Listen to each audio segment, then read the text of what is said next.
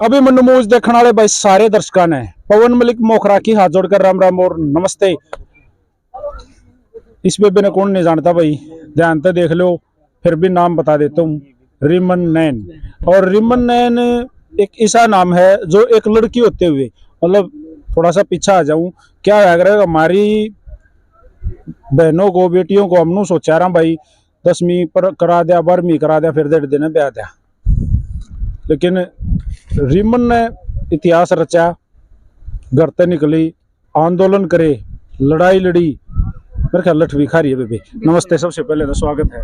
राम राम भाई, आपके दर्शकों ने भी और आपने भी। तो लठ भी खा रही है, लड्डो लठ भी खा रही है भाई, जेड़ भी देख रखी है और मतलब समाज के कामा के खातिर हर वो कष्ट सहन करया जो मेरी ख्याल तो किसी ने भी सहन करने तो पाछे नहीं हटना चाहिए जी। कौन सा गांव है आपका? प्रॉपर एड्रेस हमारे दर्शकों को बताओ। गांव खेदड़ है भाई, हिसार जिले में जी। और हिसार जिला पड़ता हरियाणा अपना स्टेट है और हम खेतों के अंदर रहते हैं। हमारा तो जन्म भी खेतों में हुआ था, उस मिट्टी में पड़े बड़े हम, और उस मिट्टी के लिए ही आज लड़ रहे हैं। बहन जी, जैसे घने मुद्दा पे बोले जाओ हो आप, मतलब झगड़ालू मुद्दा पे भी बोल जाओ हो, कई ज्वलंत मुद्दे उन पे ही बोल जाओ हो, और इसे मुद्दा पे बोलना कई बार नु के बार खतरे से खाली नहीं रहता। श्याम तैयार बैठे रहे जिनके बारे में कहोगे उनको छो तो उठेगा। तो कितना विरोध झेलने को मिला है? विरोध भाई, विरोध की तो एक सीमा नहीं हुआ कर है, वो भी क्रॉस कर ली। लोगों ने एक्सीडेंट तक करवाए जान बूझ के, न फोन के ऊपर धमकी देना, घर रात ने घर आके न धमकी देना। सपोज करो कि आप सुते हो और सवेरे 5 बजे आपके घर के आगे पुलिस खड़ी पावे है, तो सबसे बड़ी बात तो वो जो आस पड़ोस वाले वो है ना, उनकी वो चीजें सहन करना। क्या हो गया? तारी छोरी ने पुलिस लेके जावेगी कि मैं गलत तो नहीं कर रही, या फिर मतलब छोरी के कारण सवेरे पहला दर्शन जो पुलिस के हुए है। तो ऐसी ऐसी चीजें सहन करनी पड़ी कि मैं यूं कहूं कि ऊपर वाला है बचाने वाला। और जब तक हम काम अपनी शिद्दत के साथ कर रहे हैं, अच्छे मन से कर रहे हैं, लगन के साथ कर रहे हैं और साफ नेक दिल से कर रहे हैं, मैं ये मानती हूँ तब तक आपको कोई कुछ नहीं कर सकता। ये प्रकृति आपको हर वक्त बचाती है। बहन जी, एज कितनी होगी? 26 भाई।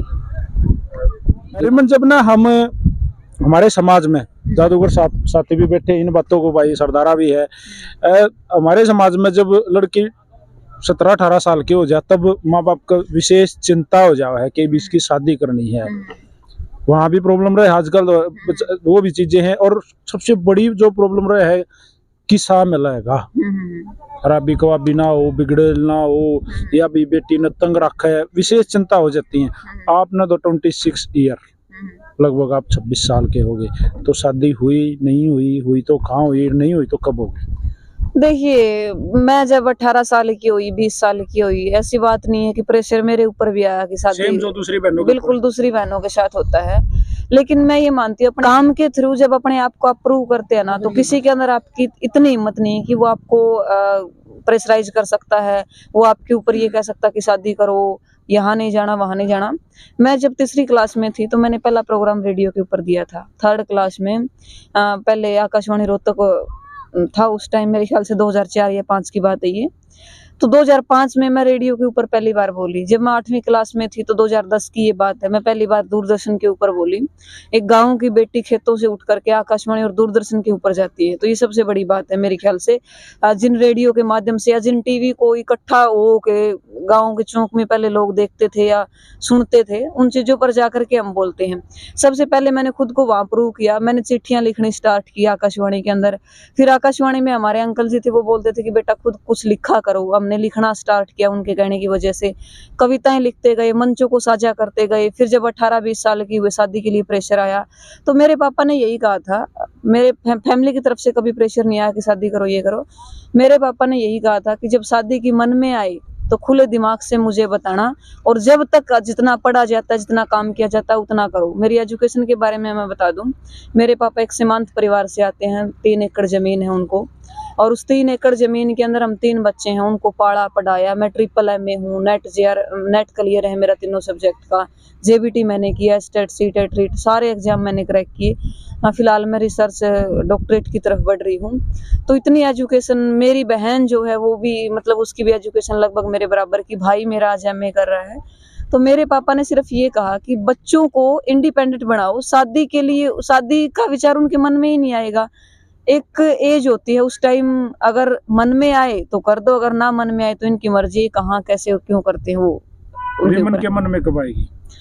फिलहाल मेरा सपना है पीएचडी करने का, और पीएचडी करने के बाद ये चीजें अभी दिमाग में ही नहीं आती, क्योंकि मैं ये सोचती हूँ एक एजुकेशन का पीक पॉइंट जब हो जाए ना, तब आपको ये समझ आ जाती है कि किसके साथ और किस तरीके से जिंदगी बितानी है। अभी मेरे दिमाग में वो चीज नहीं है। जी। वैसे फ्यूचर प्लान है क्या? फ्यूचर प्लान यही है, फिलहाल मेरा शुरू से ही सपना, जब मैं 7वीं 8वीं क्लास में पढ़ती थी, मैंने एक सपना संजोया था कि मैं केवीएस के अंदर टीचिंग करूं, मैं बच्चों को पढ़ाऊं, और मैं जैसा बच्चों को बना सकती हूं, जैसा मेरे मन में कि बच्चा ऐसे पढ़ना चाहिए, इस तरीके से पढ़ना चाहिए, ये इधर उधर की बातें उसके दिमाग में ना आए। तो मेरा केवीएस का मैंने एक सपना संजोया था, और मैं जिस दिन वो सपना पूरा कर लूंगी, मैं ये मानती हूँ कि एजुकेशन के मामले में और एजुकेशन डिपार्ट के मामले में मेरे सारे सपने पूरे हो जाएंगे। रिमन जैसे ना बहन जी, क्या लग रहा है, जो आंदोलनकारियों की जो जीवनी है ना, वो थोड़ी अलग हो लग रहा है। और उनका तो डेली सुबह निकलना, शाम को आना, सेम सिचुएशन उसी दौर से आप गुजर रहे हो। घर पे तो मेरे ख्याल रहते नहीं, एक दिन के 2 से 3 प्रोग्राम मेरे ख्याल अटेंड करो हो। जाना जो भाईचारा में, जैसे आज गौशाला वाले ने बुलाया, इतनी दूर घर से आप आए, 150 किलोमीटर होगा आराम से। तो बहन जी डेली गाड़ी जाओगी तो तेल, टोल, चाय पानी, दूसरा बंदा साथ में, तो भी घना खर्चा हो जाए। फिर परिवार वाले के या कैसे एडजस्टमेंट चल रही है? मैंने आपको पहले ही बताया, जब मैं 3rd क्लास में थी, मैंने पहला प्रोग्राम आकाशवाणी के ऊपर दिया था, और आकाशवाणी आपको अच्छा खासा पे करता है। मैं आज भी आकाशवाणी पर एज आर्टिस्ट काम कर रही हूँ, मैं कविताएं लिखती हूँ, मैंने आपको बताया, मैं दूरदर्शन को ड्रामाज लिख के देती हूँ, मैं प्रिंट मीडिया के अंदर आर्टिकल्स वगैरह लिख के देती हूँ, मैंने मास कम्युनिकेशन कर रखी है। तो मैं अपने खर्चों को अपने बेस के ऊपर, आज से नहीं, लगभग पिछले 9-10 सालों से मैं अपने बेस के ऊपर उनको हैंडल कर रही हूँ। रही बात आंदोलन जीवियों की, आपने कहा जिंदगी की, मैं सबसे पहले ये मानती हूँ कि अपनी शिक्षा को जितना टाइम दे सकते हो उतना दो, बाकी प्रायोरिटी बाद में होती है। मतलब चाहे वो समाज हो, चाहे वो आंदोलन हो, चाहे कुछ भी हो। मैंने भी बहुत सारे लोगों, मैं भी जाट आरक्षण देखा, उसके बाद मैंने किसान आंदोलन को देखा, रोडवेज का आंदोलन देखा, मैंने पीटीआई टीचर्स का आंदोलन देखा, और लगभग सभी आंदोलन के अंदर मेरी हिस्सेदारी रही। इवन किसान आंदोलन के अंदर तो आप सारे साथी कंधे से कंधा मिला करके चल रहे थे।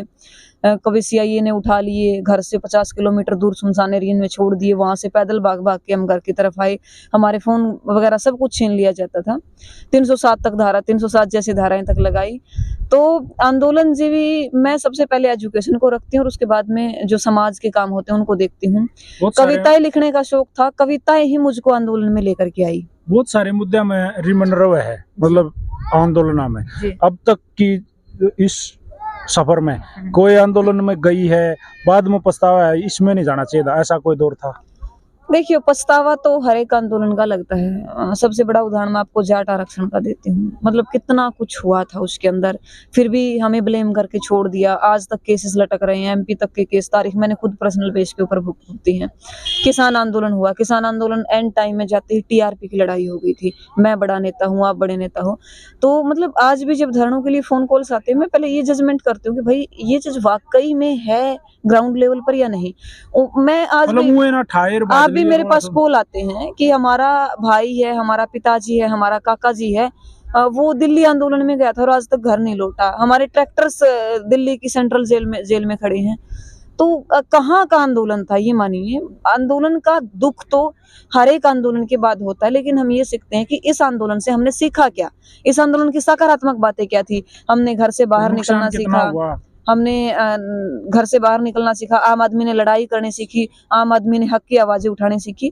नुकसान तो हर एक आंदोलन के होता है, अंदर जान का भी, माल का भी, और सबसे बड़ा जो लॉस होता है ना, आदमी का मेंटली लॉस होता है, जो मैंने खुद पिछले 1.5 साल में किसान आंदोलन में देखा। जी बेंजीबिरा के है, हर किसी का कोई ना कोई मतलब एक खास चेहरा आ रहा है, उसको देखना, उसको सुनना, उसकी बातें सुनना पसंद करता है। तो रिमन नैन का भी कोई बेस्ट आंदोलन में हुआ यार, वो सबसे ग्रेट? मैं आंदोलन को नहीं मानती, मेरे लिए सबसे बड़े चेहरा मेरे पिताजी हैं। जिस तरीके से स्ट्रगल करके उन्होंने हमें यहाँ तक वो हमें लेकर के आए हैं, सबसे बड़ा चेहरा वही है। उसके बाद में यदि किसी का नाम आता है तो मैं मानती हूँ मेरे आकाशवाणी से जुड़े हुए जो संपूर्ण अंकल है, उन्होंने हमें सिखाया कि गलत को सहो नहीं और सही कहे बिना रहो नहीं। ये 2 इंसान जो मेरी जिंदगी के हैं, मैं इनको आइडल मान के चलती हूँ और हमेशा चलती रहूंगी। दूसरा मैं देखती हूँ हमारे जो स्वतंत्रता सेनानी हुए हैं, सपोज कीजिए रानी लक्ष्मीबाई जी, जिन्होंने देश के लिए बहुत कुछ सहते हुए कि अकेली लड़की कहाँ जाएगी, वो सहन किया। मैंने खुद ने अपने एरिया के अंदर, हिसार के अंदर कोई महिला आंदोलन लड़ने वाली नहीं थी।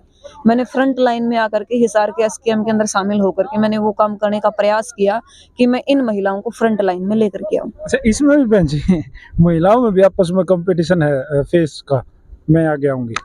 नहीं, मैं हिसार में काम कर रही थी आंदोलन के टाइम, वैसे तो ऑल ओवर कर रही थी, क्योंकि मुजफ्फरनगर की रैली एक ऐसी रैली थी जो रिकॉर्ड तोड़ विश्व की सबसे बड़ी रैली थी, और मैं अकेली ऐसी बेटी हूँ जिसको उस रैली के अंदर फ्रंट लाइन में खड़े होकर के स्पीच देने का मौका मिला। पूरे हरियाणा से मैं अकेली बेटी थी। फिर भी मैंने प्रयास किया, हमारे हिसार की जितनी भी महिलाएं थी, मैं हमेशा उनको आगे रखती थी। मैंने कभी भी टीआरपी की लड़ाई, क्योंकि आज भी मैं यहाँ से मैं क्या करूँ, 4 लोगों के साथ फोटो खिंचवा करके कभी भी मैंने सोशल मीडिया के ऊपर नहीं डाले। लगभग 6 लाख फॉलोवर मेरे फेसबुक के ऊपर हैं, लेकिन मैंने कभी ये दिखाने का प्रयास नहीं किया कि मेरे फॉलोवर्स ज्यादा हैं, मेरे साथ ज्यादा लोग जुड़े हैं, तो मैं ज्यादा काम करूं। इसीलिए मैं हमेशा जो भी काम करती हूँ शिद्दत के साथ, और टीआरपी के साथ मेरी कभी कोई लड़ाई नहीं, क्योंकि मैं विचारों की लड़ाई में विश्वास रखती हूँ, ना कि टीआरपी की लड़ाई में। आज एक गौशाला का मान लीजिए उद्घाटन हुआ है, नींव रखी गई है, आप भी आए हो और मुख्य अतिथियों में हो, तो बहन जी गौशालाएं लगातार खुलनी चाहिए ना मेरे हिसाब से। बिल्कुल खुलनी चाहिए हमारी। आप ये कहते गौशालाएं खुलनी चाहिए, और गायों की दुर्गति नहीं होनी चाहिए मेरे ख्याल से, क्योंकि बच्चा जब पैदा होता है और किसी न किसी कारण वो माँ का दूध नहीं पी पाता, डॉक्टर्स स्पेशली उसको ये कहते हैं कि भाई इसको गाय का दूध पिलाया जाए। यदि माँ के बाद, जननी माई के बाद किसी का दर्जा आता है तो वो गौ माता आती है। रही बात की फेस की लड़ाई, आप मीडिया के अंदर है, यूट्यूबर्स के अंदर, फेसबुक पर यूज करने वाले लोगों के अंदर भी बहुत लड़ाइयाँ चलती है। Yes, of course. बिल्कुल चलती है। मेरी लाइन है, कविता की लाइन में भी आपस में बहुत द्वेष होता है, द्वंद्व होता है। कलाकारों की लाइन है, उनमें भी होता है। किसान नेता, उनमें भी होता है, सब में होता है। हरियाणा का कोई ऐसा किसान नेता दिखा दो जो एक दूसरे के साथ मिलकर के काम करने के लिए राजी हो। ये एक कड़वी सच्चाई है। इस सच्चाई को कोई उकेर देता है और कोई दबा लेता है, फर्क सिर्फ इतना है। तो भाई रिमन नैन छोटी बहन है और बहुत गजब का, मतलब जहाँ जरूरत रेल में, जहाँ और जमीनी मुद्दे उठाने में, और जरूरी नहीं है वहां जाके बोलेगी, घर से भी सोशल मीडिया के माध्यम से बोल लगी पक्का। और भाई हर आंदोलन में हर जगह साथ खड़ी मिली है, कंधे से कंधा मिला के। इसीलिए बोलते हैं भाई हमारी बेटियों भी बेटों से कम नहीं है। उसका उदाहरण ये बहन रिमन है। और थैंक यू बहन जी, आप इतनी दूर आई पहले उसके लिए, गौ माता के लिए, और जो आप काम करना रही हो, मैं चाहता हूँ और मेरी दुआएं हैं, मैं भगवान जी से, अगर मेरी थोड़ी सी भी की तक कॉन्टैक्ट है तो मैं कहूँगा आप सक्सेस हो। बहुत बहुत धन्यवाद भाई, आपका भी और आपके चैनल का भी बहुत धन्यवाद करती हूँ। गौ माता की जहाँ तक बात आई है, भाई साहब हैं, लगभग 300 गाँव में गौ माता के लिए इन्होंने प्रोग्राम कर रखे हैं, लोगों को जागरूक करने के लिए। दौलतपुर से आते हैं, आम से घर में जन्म लिया, बहुत गरीब फैमिली इनकी, कभी जा करके देखोगे, लेकिन इन्होंने मेहनत इतनी की है, जब इनके घर जाओगे तो आपको पता चलेगा। थैंक यू बहन जी, बहुत बहुत शुक्रिया। राम राम लाडो।